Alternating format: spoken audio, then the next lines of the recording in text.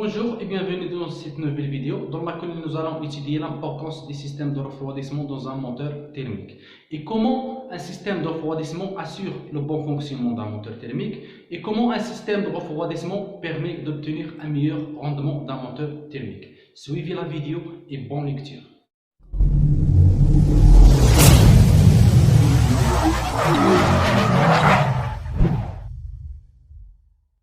Tout d'abord, le terme refroidissement nous ramène automatiquement au terme chaleur et température. Donc, on doit poser une question. Quelles sont les sources de la chaleur dans un moteur thermique? Dans un moteur thermique, on a deux sources de chaleur. Les frottements des pièces en mouvement, par exemple les frottements entre les pistons et les parois des cylindres, les frottements entre les têtes des bielles et les manetons, les frottements entre les pieds des bielles et les axes des pistons, les frottements entre les tourions et les paliers de Villebroquin, etc. Donc, ces frottements, ils produisent une chaleur. La deuxième source est la combustion. Comme vous savez, au moment du troisième temps, il y a une combustion et cette combustion provoque une élévation de la température. Ça, ce sont les deux sources de la chaleur ou de la température dans un moteur thermique. Maintenant, quelles sont les solutions techniques développées par les constructeurs pour évacuer cette chaleur? Pour la chaleur produite par les frottements, une grande partie de cette chaleur est transmise au huile moteur. Après, le huile moteur revient aux cartes d'huile.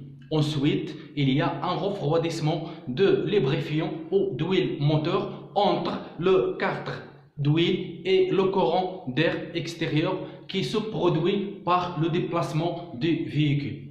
Et pour la chaleur dégagée par la combustion, cette chaleur est transmise vers les organes des moteurs, les parois de cylindre, les pistons, les chemises, le bloc cylindre, la culasse, etc. C'est pour cette raison que les organes des moteurs doivent présenter une meilleure conductibilité thermique.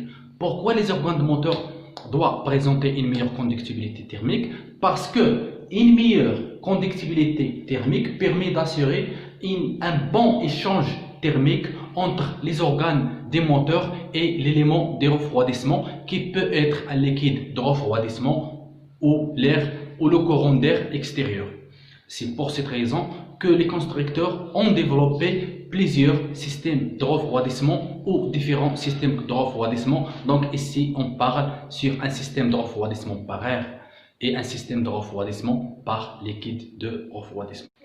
La question qu'on doit poser aujourd'hui, pourquoi les constructeurs ont développé différents types de refroidissement? Est-ce que les constructeurs ont développé ces systèmes de refroidissement pour refroidir complètement le moteur ou pour maintenir une température de fonctionnement du moteur? Pour répondre à ces questions, nous allons étudier les conséquences d'un manque de refroidissement, c'est-à-dire une température élevée, un surchauffe de moteur, et les conséquences d'un refroidissement trop important, c'est-à-dire une température trop basse des moteurs. Maintenant, quelles sont les conséquences d'un manque de refroidissement, c'est-à-dire d'un surchauffe de moteur ou d'une température trop élevée des moteurs thermiques? Le surchauffe de moteur se traduit par la dilatation des pièces et par suite la diminution du jeu de fonctionnement. Par exemple, le jeu de fonctionnement entre le piston et le cylindre.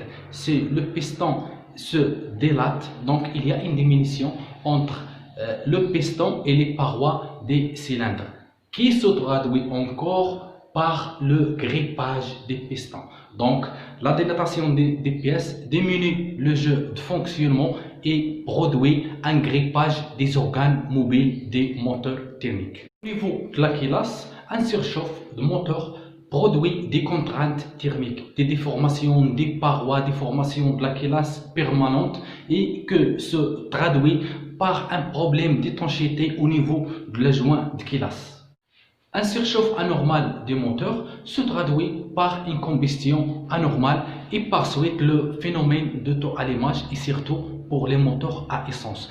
Une combustion anormale ou un surchauffe anormal des moteurs se traduit par le phénomène de cliquetis ou le phénomène de la détonation. Ça veut dire quoi? Ça veut dire l'inflammation spontanée d'une partie de mélange ou l'inflammation spontanée de toute la partie de mélange.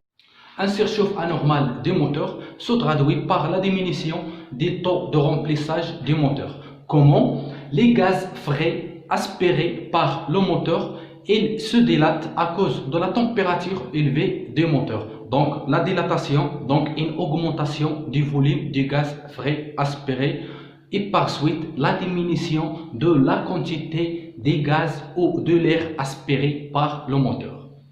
Aussi, un surchauffe anormal des moteurs se traduit par une difficulté de graissage par la modification des propriétés des lubrifiants. En plus, un surchauffe anormal des moteurs se traduit par la modification des propriétés des métaux qui constituent les organes fixes et mobiles des moteurs thermiques. Maintenant, quelles sont les conséquences d'un refroidissement trop important? Ça veut dire quoi? Un système de refroidissement qui abaisse forcément la température des moteurs.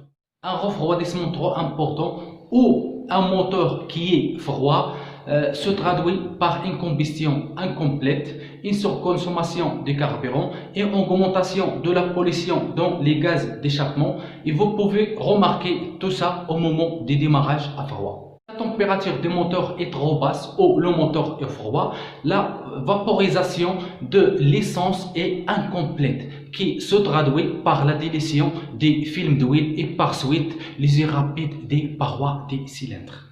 Après tout ça, nous avons compris que pour assurer un bon fonctionnement du moteur, la température des moteurs thermiques, il ne doit pas être trop élevée ou trop basse. Donc, il faut maintenir la température de fonctionnement des moteurs constante. Et ça, c'est la première fonction du système de refroidissement. La deuxième fonction du système de refroidissement est de maintenir un taux de remplissage correct et par suite obtenir un meilleur rendement des moteurs thermiques. La troisième fonction du système de refroidissement est de conserver les propriétés d'huile moteur pour limiter le risque de grippage des pistons et de gommage des segments, etc.